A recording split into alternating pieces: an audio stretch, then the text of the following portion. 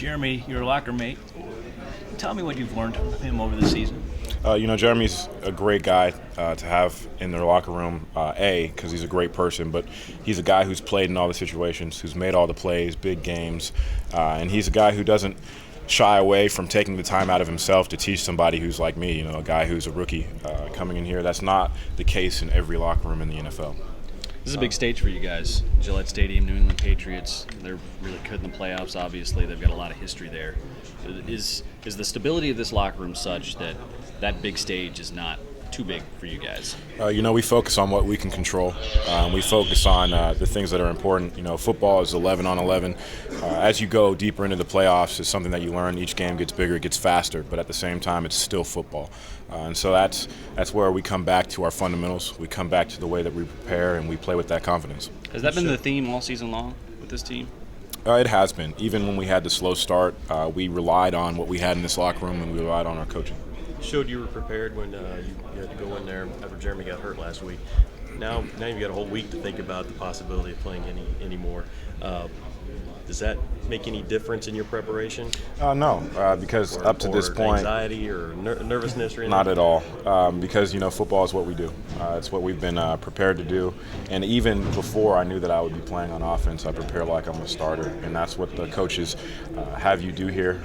Every rep you take, prepare like you're one play away from being the starter. You guys have an opportunity here to knock off the defending champs at their place. Do you notice any extra excitement or anything with your teammates about this opportunity? Surprisingly, no. I think the excitement is more so about just being in the playoffs. When it comes to opponents, we prepare and we practice the same exact way. I know it's hard to believe, but this team our success has been built on consistency, and that's what we're preparing to do. Talk about your rapport with Alex Smith.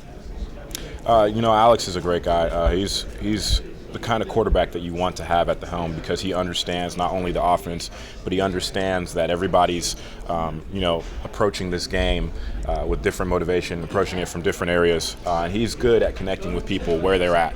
And the fact that he can do that speaks volumes to who he is as a person, but it also makes him a better quarterback, because when you can keep your huddle together, when you can keep the locker room together, it creates success. Do you anticipate an increased role this week?